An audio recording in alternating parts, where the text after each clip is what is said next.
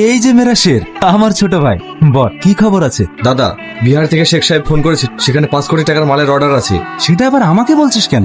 দিয়ে দে। ঠিক আছে দাদা। আরে সামাদ বাবু যে হঠাৎ করে আমার ডেরায়, তো এখানে কি মনে করে? আমার পোস্টিং আপনার এরিয়াতেই হয়েছে, তবে যার জন্য এসেছি আপনার বিরুদ্ধে কমপ্লেন আছে। এত বড় সাহস আবার কার হলো? শুধু কমপ্লেন নয়, আপনার বিরুদ্ধে কোর্টে সাক্ষী দিতেও সে প্রস্তুত। কি এসে?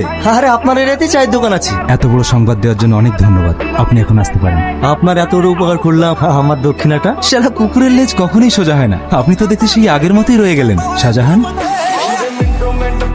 তাহলে এখন আসি।